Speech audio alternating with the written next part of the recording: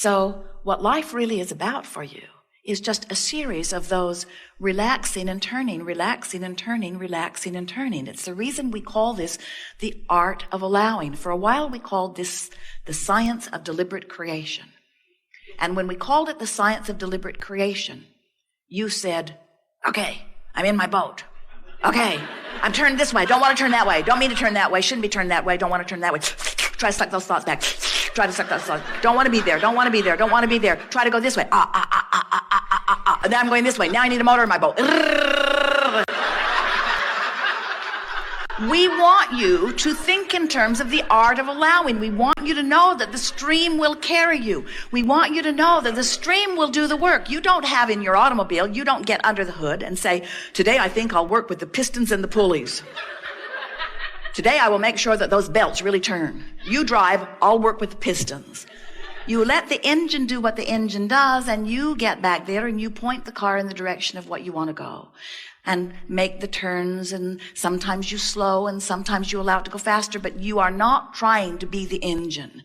And this is the way we want you to approach this stream. You don't have to be the engine. The engine was going before you got here because of all that you've lived before, and you are adding to the speed of that through the deciphering of what you are living and what you are asking for. So your work really is to allow yourself to go with the flow. The art of allowing is the art of recognizing that the way I feel is my indication of whether I'm pointing against the current or whether I'm allowing myself to be carried by the current. And as you allow yourself, subject after subject, person after person, experience after experience, to find a thought that gives you a little relief, so you allow the turn, allow the turn, allow the turn. And you notice we're not even allowing the turn. We're just saying allowing the turn. When you stop beating the drum of what you're pushing against, the stream will turn you. And we want you to begin to get a sense of that stream. In other words, it really is pointless to point upstream. It is pointless to push against anything. The stream of well-being is so powerful. You are such worthy beings. You have launched yourself into this life from such a perspective of knowing. You are eternally focused, and well-being is the order of your day. And when you look around your world and you see the way some people are suffering, you just got to know that it's because they're bucking the current of a very fast-moving stream. And that's what happens to you when you don't go with the flow. If you sort of cling to the bottom, you feel frustration and overwhelmment. If you really point in the wrong direction and cling to the bottom, you feel anger. If you really cling to it, you feel fear. If you really cling to it, you feel despair. In other words, the more you don't let yourself go with the flow, let's say this in a better way. Let's say this in a more accurate way. Your flow is about your desire. So the stronger your desire is, the faster your flow. The faster your flow, the more important it is that you go with it. So if you feel strong negative emotion, what does that mean? It means your flow is going very fast. If you feel moderate, what does that mean? You're sort of keeping up with the stream. In other words, if you feel frustration, that means you're sort of going with the flow and sort of not, and sort of going with the flow and sort of not, and sort of going with the flow and sort of not. When you feel appreciation, what does that mean? You're really going with the flow. When you feel passion, what does it mean? You've got a fast-moving flow and you're really keeping up with it. When you feel fear, what does that mean? You've got a really fast-moving flow and you're clinging to the bottom. And so the art of allowing really is only about letting go. It's about letting go of the things that are keeping you from going. So how do you know you're doing that? You feel negative emotion. So what do you do about it? When you feel negative emotion, you try to let go. So did we say when you feel negative emotion, you should immediately feel positive emotion? That's not what we said. And the reason we don't say that is because that's not possible. You can't jump from there to there. We're saying just let go. Just stop beating the drum.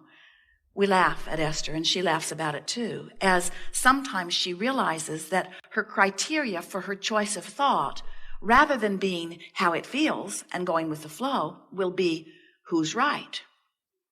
And sometimes she'd rather be right than feel good, because she's practiced being right. She was valedictorian of her class. She got every mark on every chart. Every teacher that ever wrote a letter to her mother praised her. Everyone wanted Esther in their class. Everyone wanted Esther to be their secretary. Everyone wanted this hoop jumping, willing to do anything to please somebody else person. In other words, Esther worked very hard at being what everyone wanted her to be. And so she practiced so hard being what they wanted her to be that it was important that she be right. So she would say, what are the standards? Just tell me what is required and I will be it. Just give me the list and I will be it. I will knock myself out to be it. And so being right became very important to her. And then we come along and we say, would you rather be right or would you rather feel good? Well, duh, I'd rather be right. I've spent my whole life learning to be right. This is the criteria. But the longer you live, the harder it is to be right because the more opinions there are about what is right. And before you know it, you're not feeling all that good in all your attempt to be right. And it's an interesting thing as we watch so many of you, we want you to understand that you can't be wrong. You are so worthy and so blessed and so entitled that you can't be wrong. There's never anyone, as far as source energy is concerned, saying to you, there were good things in store for you, but you blew it, and so now you're not going to get them.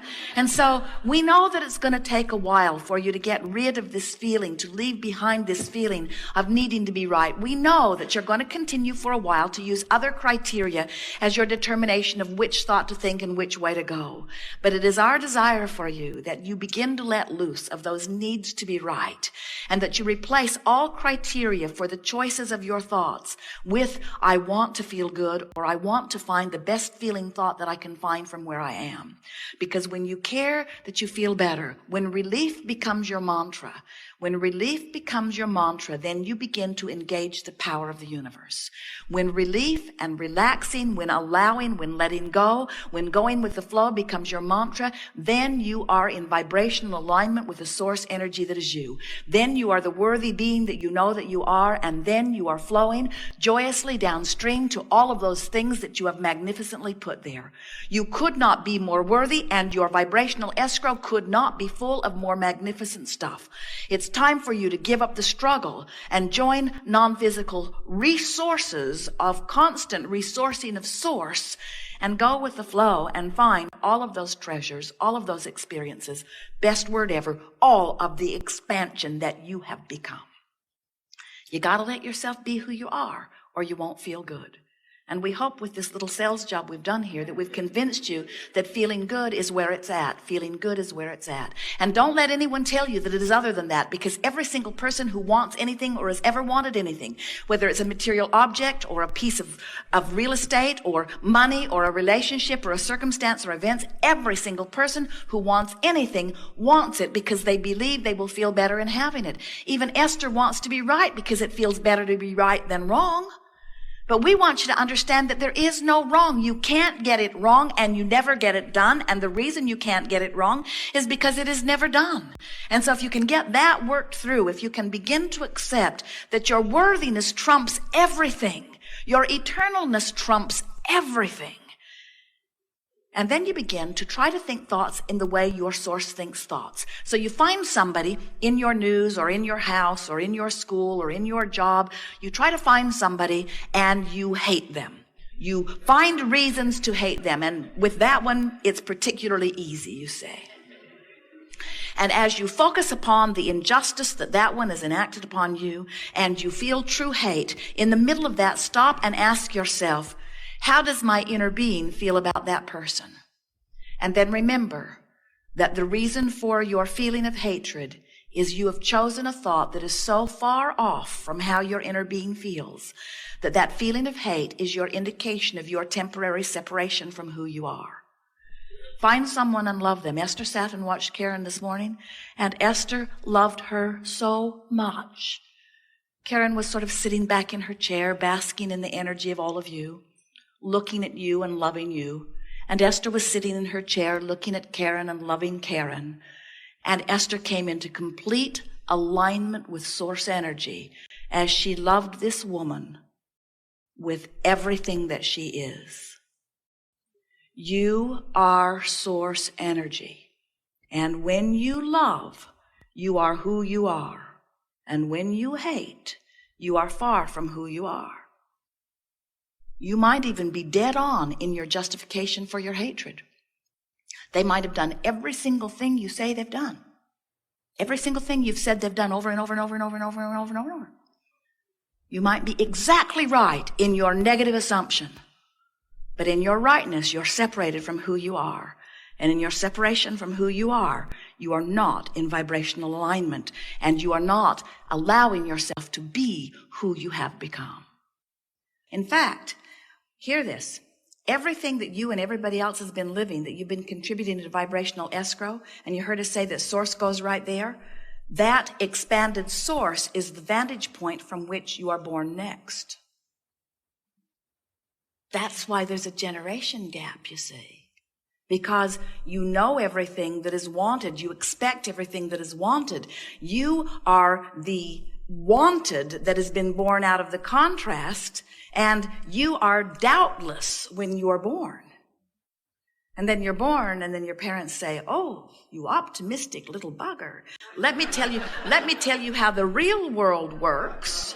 And you want to say, "Let me tell you how the new world works." And they say, "Oh, let me tell you how the old world works." And you say, "Let me tell you how the new world works. I remember because I'm freshly born." And they say, "I'm smarter because I've been here longer." And the new one says, "But you're teaching me what won't work, and I know what will work." And they say, "I'm protecting you from all of the bad things that I have lived that you might stumble into." And they say, "There are no bad things for me." We could go on. Make quite a play, wouldn't it? There are no bad things. You made them all up. And you see, all of the discord could go away immediately if you could just remember that good feels good. In other words, if you could just remember that pushing against your parents doesn't feel good. In other words, the little ones don't push against you at first. There isn't anything that has gone wrong. We would not change anything even if we could.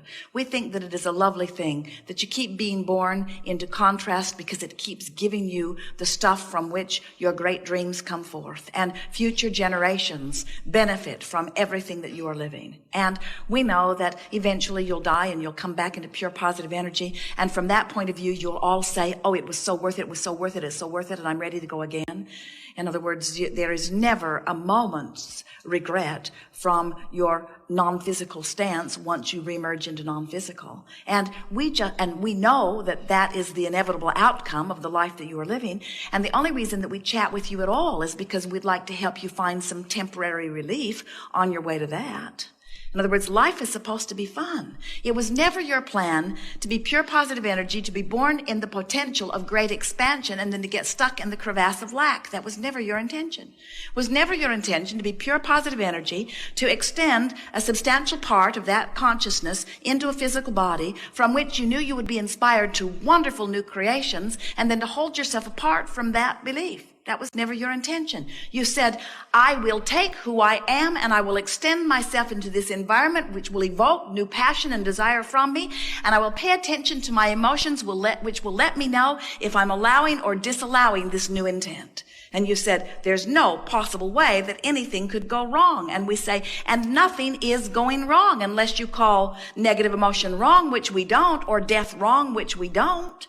You get to decide how much grief you endure before you allow your joy, you see. And you can focus. We're not saying that you can't find some shadow or something that is wrong and focus upon it and use it as your excuse to not let yourself feel good in this moment. But you have to understand that you're doing it to you. And we know that's not easy to understand, because if you've been doing it to you long enough and then you get symptoms and then you have car break-ins or then you get cancer or then bad things happen or somebody drops a bomb in your neighborhood and it feels like it is very much outside of you that it is happening, but it is never outside of you that it is happening. It is always because of your vibrational stance that it is happening. Every single time.